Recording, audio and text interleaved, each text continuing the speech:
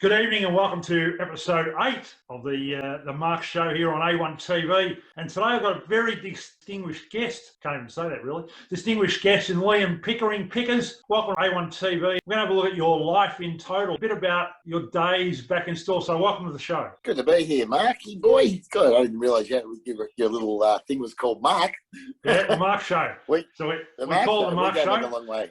Yeah, obviously you and I go back a fair way from calling the VFL back in the day. That was 2004, because I was looking at that thing 2004 when we were doing VFL football on SEN. And but we're going to go way back, Pickers, way back to Store and your younger years and your dad, Michael, because I suppose the question is that as a young fella, Pickers, cricket and football, was it all sports, all ball sports that you played? And when did the talent first come about? Yeah, I did. I played all sports, as every kid does. I was playing tennis and basketball and you name it. But country towns, there wasn't a lot to do, Stoney. So it was pretty much sport for me. School was sort of secondary to me, I should say. But yeah, I mean, I always grew up loving AFL footy and loving football in general and cricket. They were my two sports growing up. So I was, because I was lucky enough that my dad played at North Melbourne. I was a fierce North Melbourne supporter, and and I guess I never thought I'd be good enough to play in the AFL, but I guess we'll get to that. But yeah, so I just played, but those two sports were my main sports. Like, they're the two that I really wanted to play. Cricket really was the one that was, to be honest, I was probably better at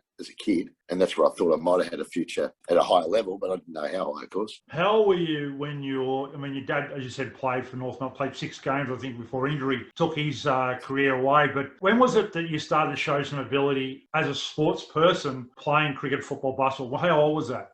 Reasonably young. I was always in most of those representative teams, whether it be cricket or basketball or footy or whatever, from a young age. So I was always playing upper level. I played junior footy at whatever my age group was, but always at the cricket levels. It was junior cricket on a Friday night and a Saturday morning, and then senior cricket on a Saturday afternoon, and then usually rep cricket on a Sunday. So I was playing. You were never out of form for too long in cricket, I must say, as a batsman, because if you missed out on Friday night, then you'd get some runs Saturday. I loved it. And footy was the same. I pretty much was a steady progress footy. I mean, I was a full forward as a kid. I was a real forward. And even when I started my senior career up home, I was playing as a centre-half forward, centre-half back is what I was playing. I was only 184 centimetres, but they weren't big blokes in the country footy like they are in Melbourne. So I sort of found my niche really as a footballer when I was in the back end of my junior career, but also when I started playing senior footy. It was 1987, because I want to talk to you about that, because Tony Beck was a name that's synonymous with Stall, and that grand final where you beat Horsham by 10 points and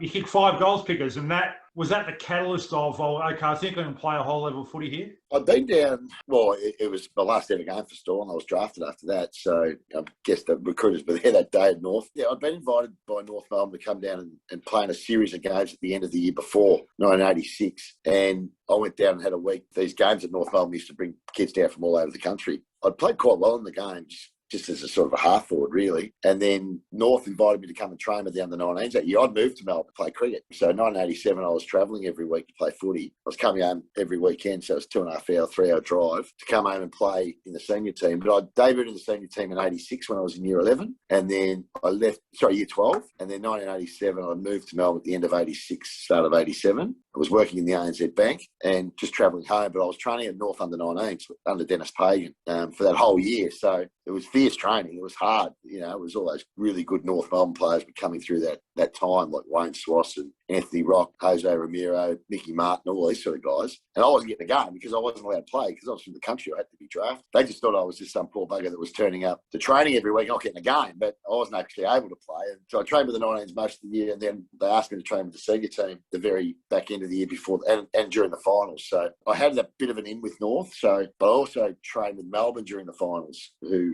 ended up getting to the prelim that year, Robbie Flowers last year. And so I sort of had that. And I thought when the draft came around, I potentially, could have gone to Melbourne. I thought they might have been a bit keener, but as it turned out, North drafted me. But yeah, going back to 87, that was fantastic to play in a senior premiership, because we'd always been a good junior team. We'd always been in the grand finals or won the flag or whatever. And then you're just thinking it's progressing to the seniors, and then you get to AFL level, and it's just a whole heap harder to win anything. Because we'll talk about that. Did you ever think there was a player in your team in Stall that you thought, that guy's much better than me? Because we always have, look at our junior career, we always see players that don't make the grade, or, for whatever reason, they're farmers, or, did you ever have one player, you can name the player that you thought, that player's a star, but will never come. I played against a lot of them in the country, and I also played with Tony Beck. You mentioned he was a great player, great country player, but for one reason or another, just didn't. He had a couple of tries at St Kilda and Collingwood, I think, or Eston maybe, and didn't make it.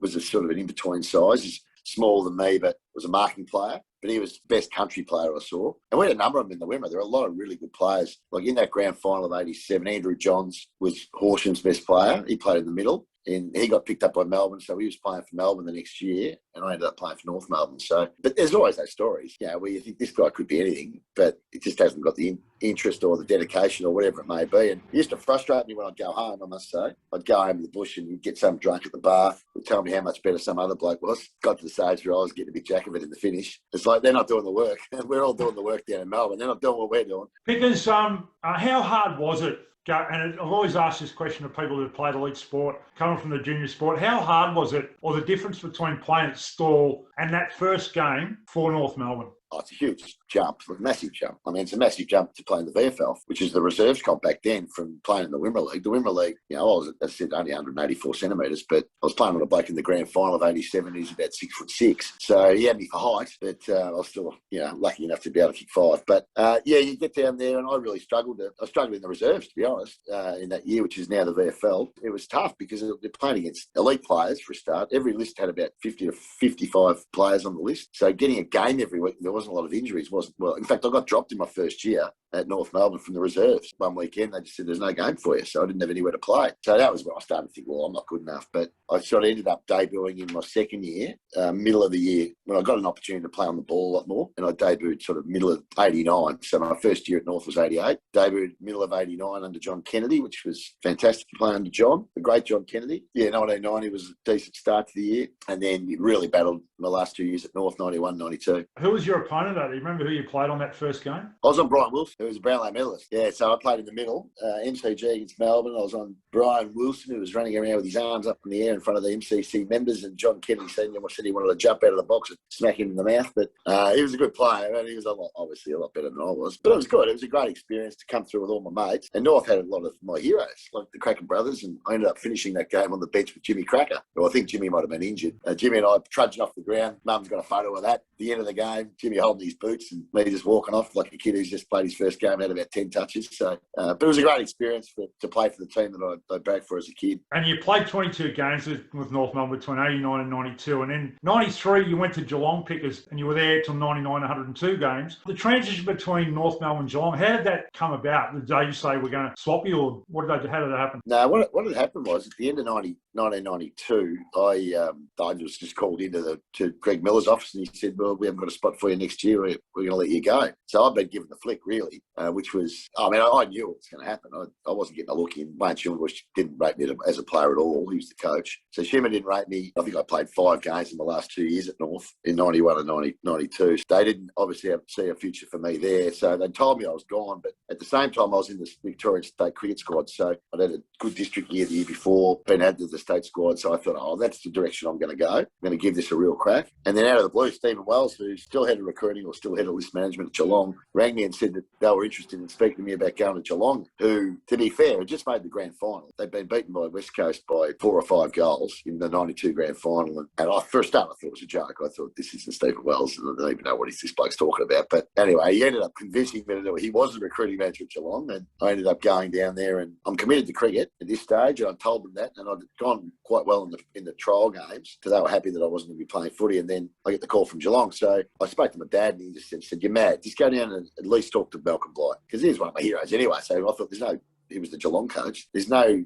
downside to meet with Malcolm Blight. So I went down to Geelong, and I said to him, I want to catch up with the coach. And I said to Blighty, look, I don't understand this. I said, look, you guys have just played in the grand final. I can't get a game for the team that finished 12th or whatever it was in the midfield. You've got Couch, Bairstow, Hocking, and all these other blokes. I just only got to get a game in the midfield. Fed up on the desk. He's went back in his chair. He said, that's the beauty. I'm the coach, and I'm telling you, I'm going to pick you. And that's basically what happened. And so I told my old man that, and he said, well, you're mad if you don't give it a go. So I said to Blighty, look, I've made it to the Victorian cricket team. He said, no, leave that to me. I'm going to call Les Stillman, the coach. I'll call him. They had a conversation, and Les said, yep, that's fine. He can. And Blighty basically let me train the whole pre-season, my first pre-season at Geelong. He let me do it with the cricket team. I didn't get to know the players that well, though. There were a couple from North that came in the same trade, so I knew them. And one that had gone the year before, so I had 4 or 5 blokes I knew there. But it was strange because I was going down to train with the Cats maybe once every couple of weeks, and there'd always be a running session, so I'd always be battling to keep up because I hadn't done the work of the others. So I was slow getting going in '93, just purely because I hadn't done a lot of training, to be honest. Now, there's many stories about Gary Ablett Senior pickers that go around about, hey, what's his name? What's his name? And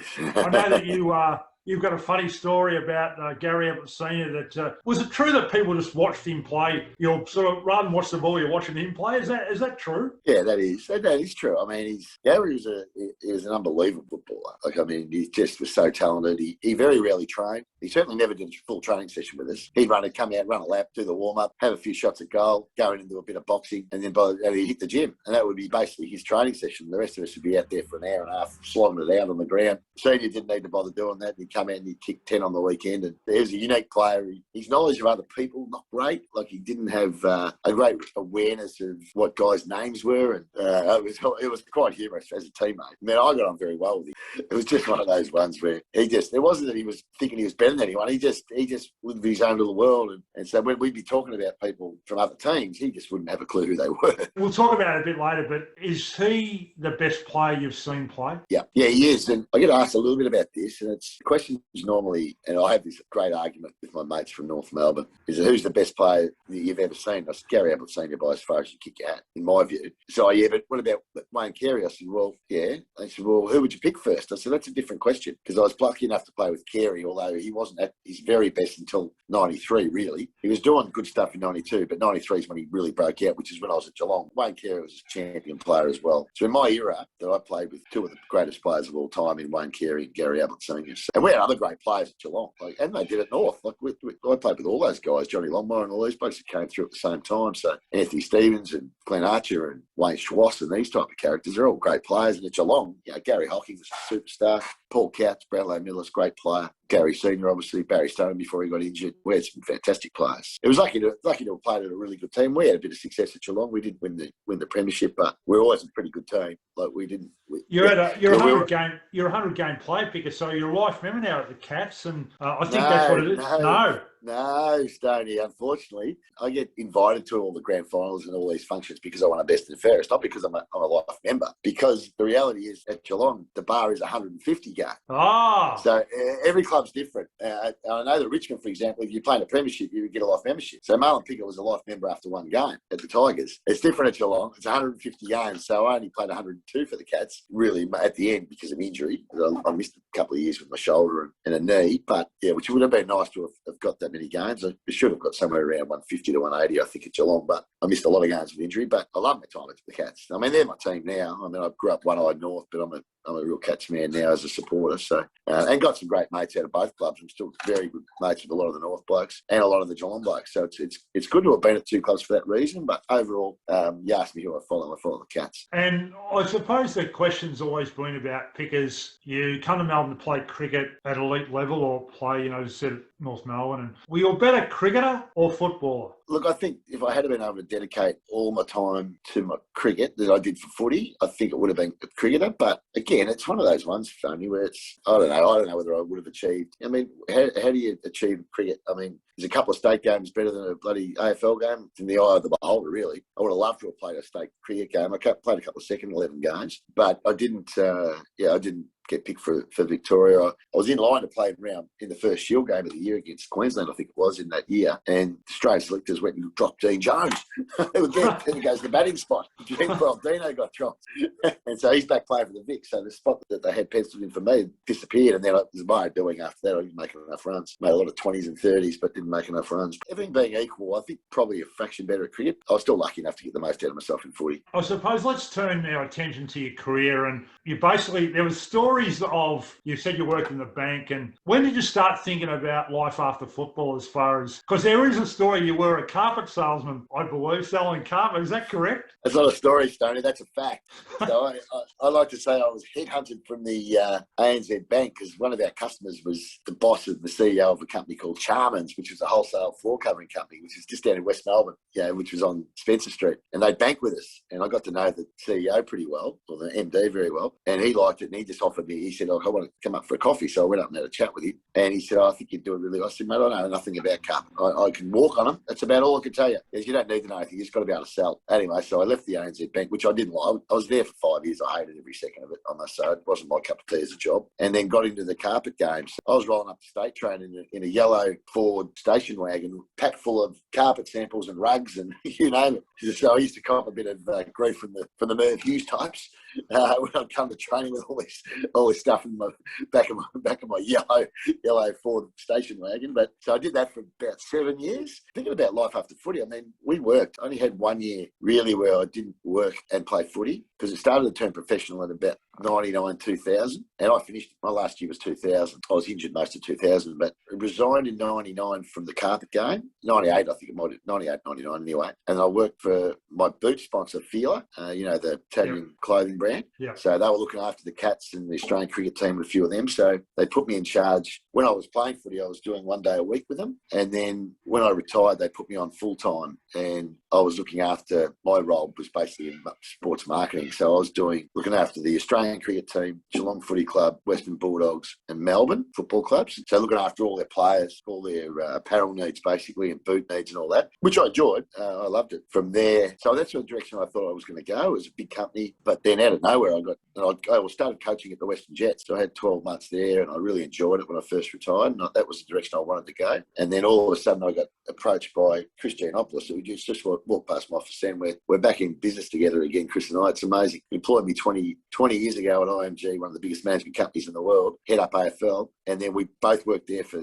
10 or so years. And then he went one direction and went with Croc Media, which is now Sports Entertainment Network. And I went another direction, which was basically out my own to manage. And we've all merged back together under the one umbrella. So we're back where we started 20 years later. So I've ended up doing management now for 20 years. Cricket and footy mainly, but also a bit of other sports, cricket and whatnot. So because I suppose that, let's go to there, because you said you went from carpet to IMG to Fila. Player management, and you've had a bit of, you've been pretty influential in that area, in that space. And was that just a general transition from Fila to player management, something that you wanted to get into or something you fell into, something you were encouraged to do? No, I fell into it and was encouraged to do it. But it was funny, my sister, IMG is a massive company. They're looking after Roger Federer and Tiger Woods and you name it. They've got every person in the world.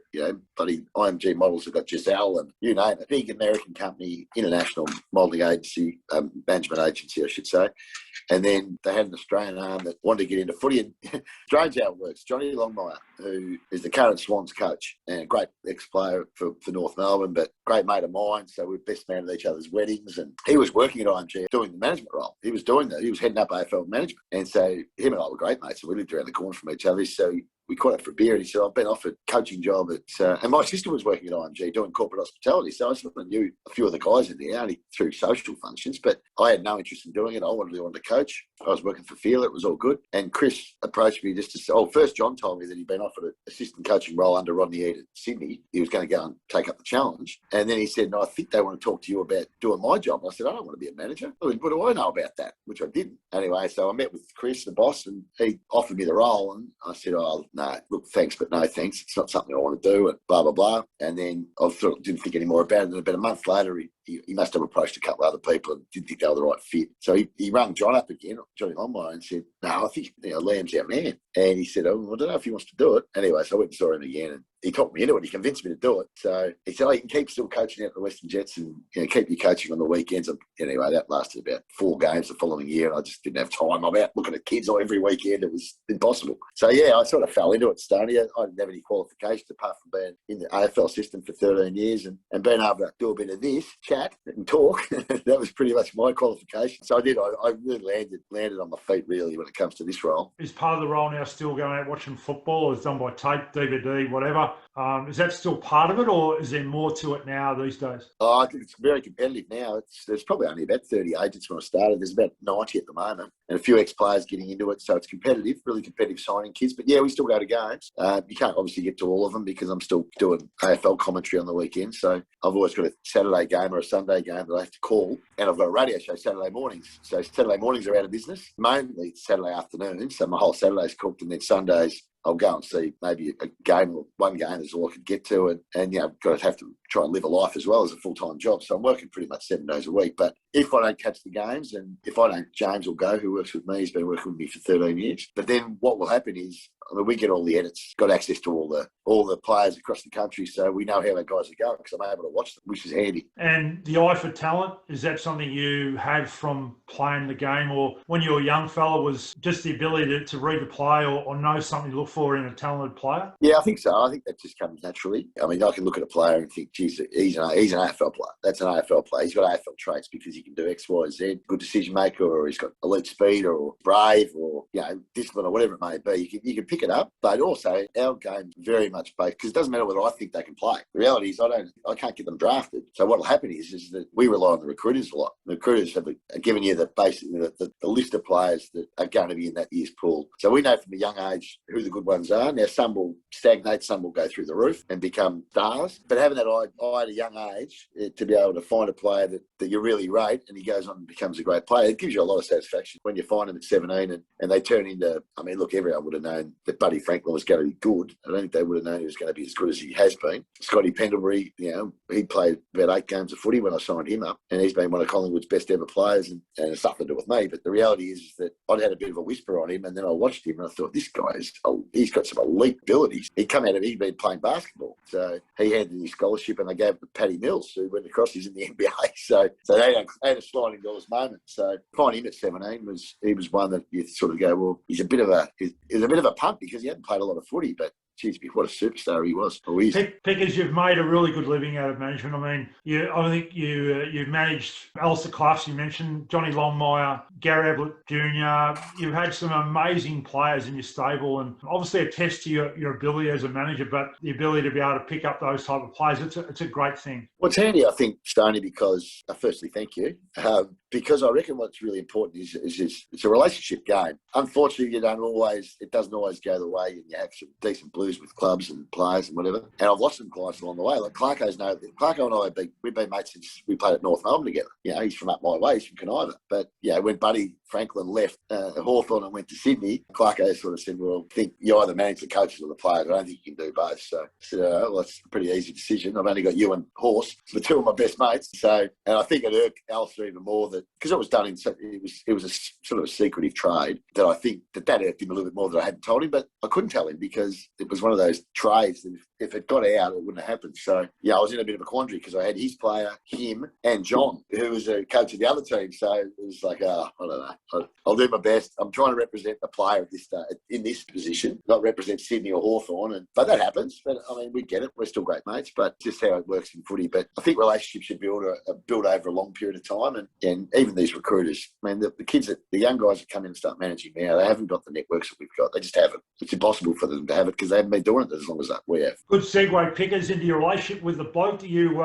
host the program on a Saturday morning with. I've been listening to for a very long time now, and the chemistry between you and Hutchie is amazing. It's been the same show for a long time. It's segmented, it's funny, it's informative, but it works. What's the secret of that show? Is it the chemistry between you and Hutch? Oh, I think so. I mean, it just comes back to us knowing each other so well. I mean, we've been mates since 1995. He weaseled his way into my life, as I like to say, as a young punk journalist from the Herald Sun. And we've been mates for 25 years, 26 years now. And we've been doing the show, I reckon, for maybe, we don't know exactly, but we reckon somewhere around 14 years. We've been doing the show together. And it's funny. I mean, it's a very well segmented show and it's very well produced, but we don't do a lot of prep, Hutch and I. We like to lights on and just go. Yeah, we have, I'll deal with the I'll do a lot more prep than he will, to be fair, because he's a lot busier than me. Well, he thinks he is anyway, but trying to run this business. But he's an off-the-cuff guy, and we bounce off each other quite well because, yeah, you know what I'm like, Stoney. I don't take any crap. And he likes to give plenty, and it sort of seems to work well. We've had I've probably gone off because one of my players is ringing me at the moment,